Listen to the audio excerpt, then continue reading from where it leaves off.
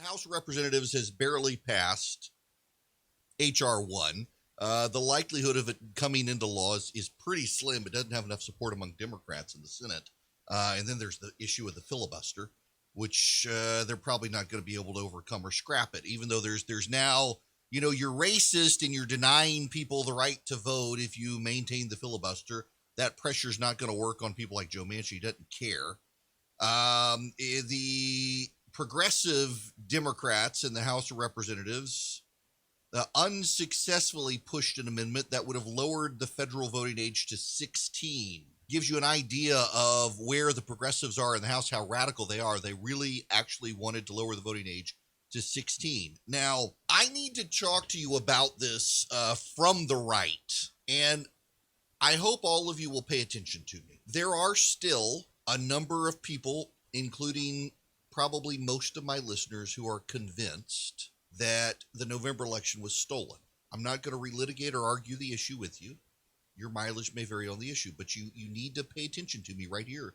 This is really important. Some of the president's more vocal proponents and supporters, including people in talk radio, are making a strategic mistake in how they talk about HR1. They are claiming that HR1 will ratify the things Democrats did in November to steal the election. Julie Kelly, who is one of the president's more rabid supporters out there, is ridiculing conservatives who didn't believe the election was stolen in November, now decrying HR1. She says that HR1 legalizes all the rogue, unlawful rules of the 2020 election. I want you to be very careful with this argument because it's factually not true, and the result might be that a lot of people who should care about HR1 won't care about HR1 if the president's most vocal supporters try to make these claims. HR1 goes well beyond anything you think might have happened in November. HR1 would mandate universal, automatic, same-day voter registration. Some states already have that. Most states do not. Most states did not have it in November. HR1 would make it the rule that when you show up on election day in November and you're not registered to vote, you automatically get to register to vote. HR1 would abolish voter identification requirements. Most states now have such requirements and had them in November. HR1 would get rid of them. HR1 allows felons to vote. Most states don't have felons voting. HR1 would overrule states. HR1 abolishes states drawing their own congressional redistricting. That wasn't the case in November.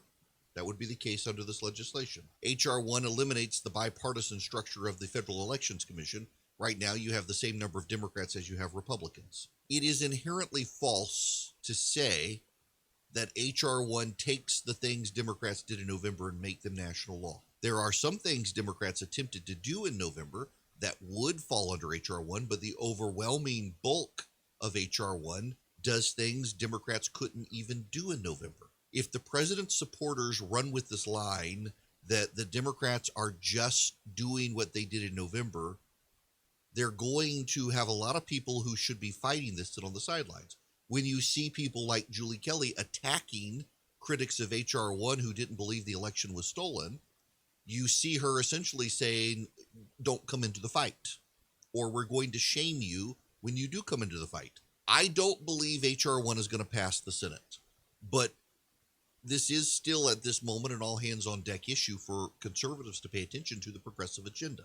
It is a strategic mistake for the president's allies, President Trump's allies, to say, well, we don't want you, screw you, you didn't think the election was stolen.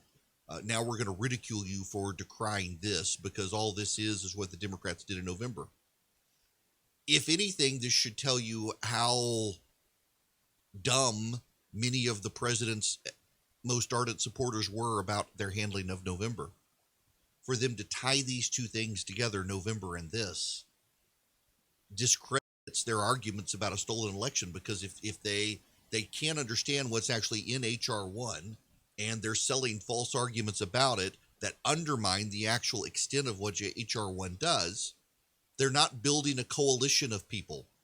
I have never understood the politics of addition by subtraction. That's what Common Core does. I'll never forget my kids having to learn subtraction, where you had to do an entire page of addition when you could have just subtracted it. And the Trump team right now, the president's most ardent supporters in fighting HR1 seem to want to engage in coalition building by subtracting from the coalition. Oh, you didn't think the election was stolen in November. We don't want to hear from you about HR1. Well, guess what? Those of you who said the election was stolen in November, whether you were right or wrong, most of the nation disagreed with you and moved on. And they're going to disagree with you now and move on and not take HR1 seriously if you people keep yelling at anyone who wants to raise the serious issues of HR1.